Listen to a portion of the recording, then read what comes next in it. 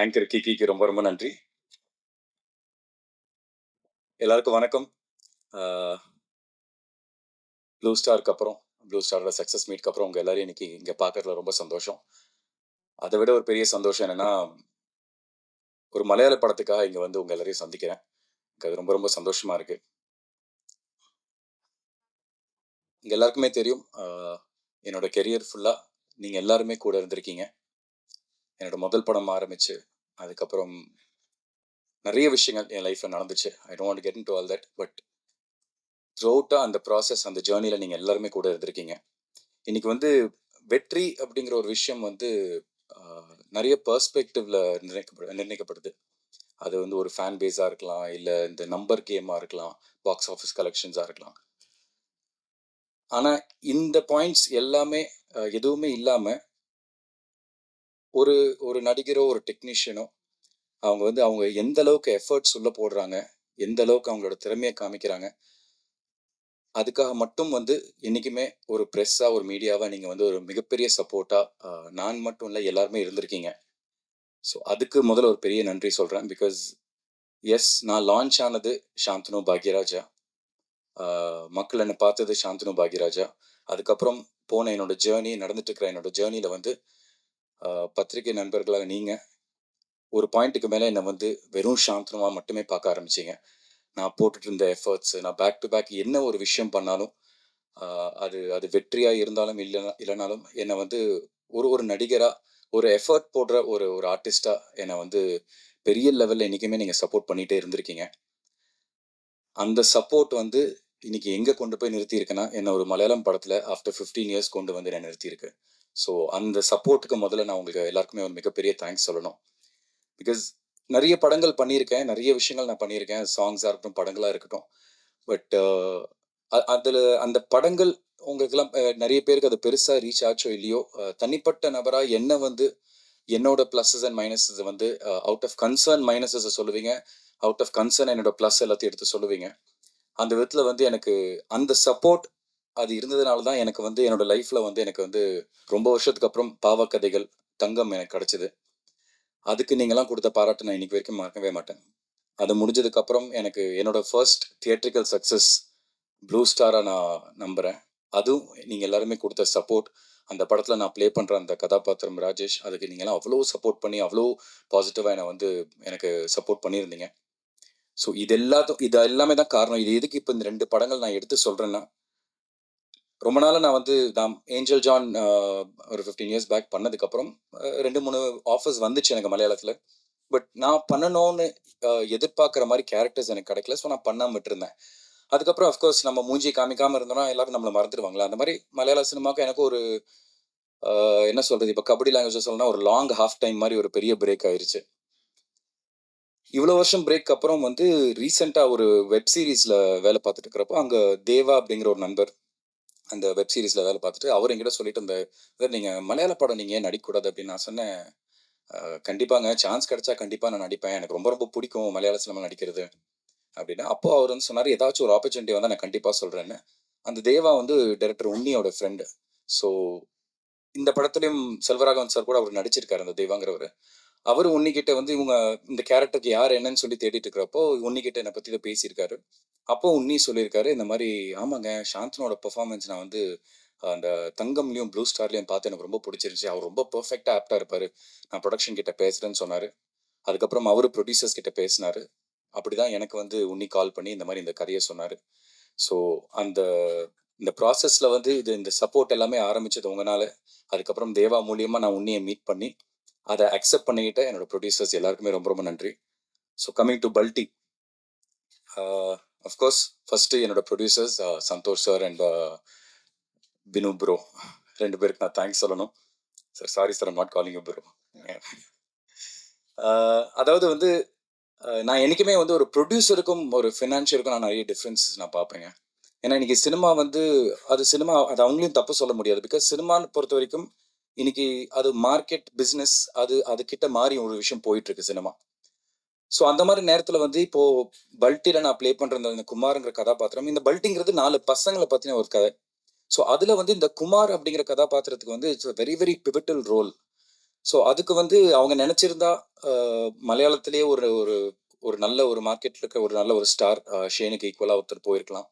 இல்ல தமிழ்ல என்னோட பெட்டரா இருக்கிற ஒரு மார்க்கெட்ல வேற ஏதோ ஒரு நடிகருக்கு போயிருக்கலாம்.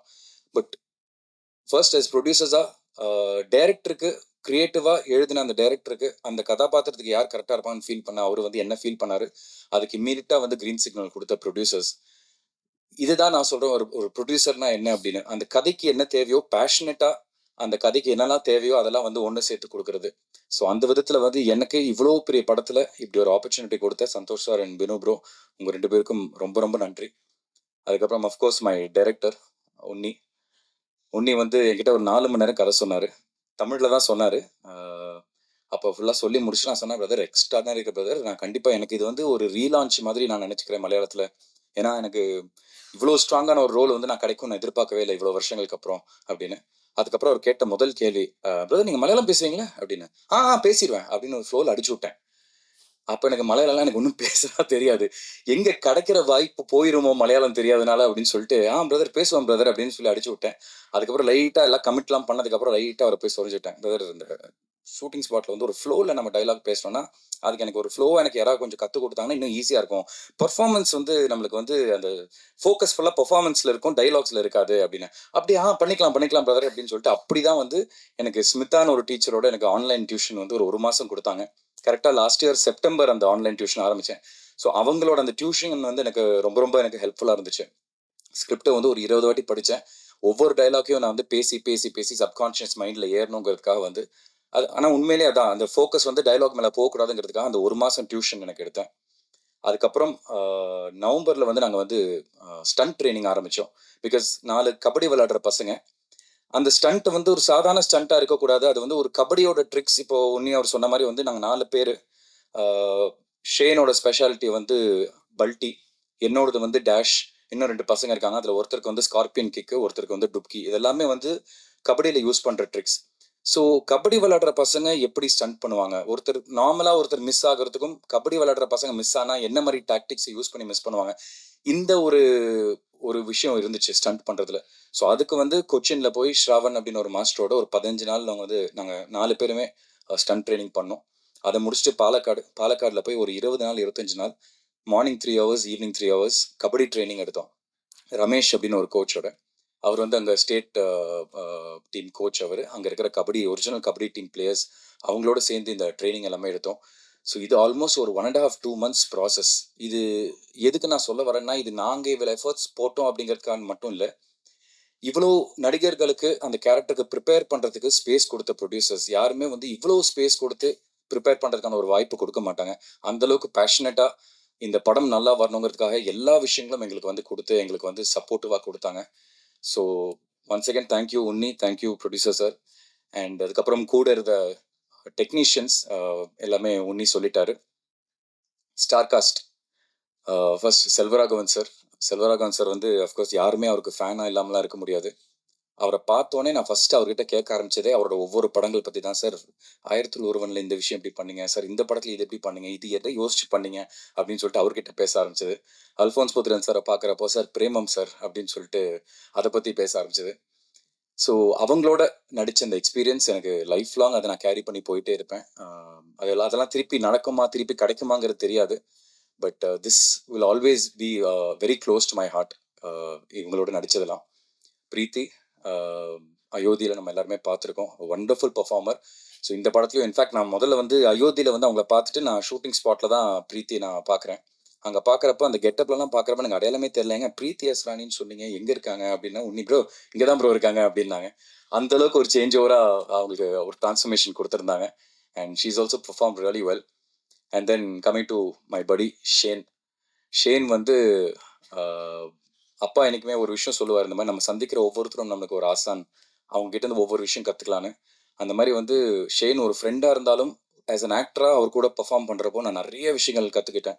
சின்ன சின்ன சீக்வன்சஸ் நடக்கும். ஒரு பெரிய கோயில் திருவிழா மாதிரிலாம் நடக்கும். அது நீங்கள் படம் பார்க்கும்போது உங்களுக்கு தெரியும்.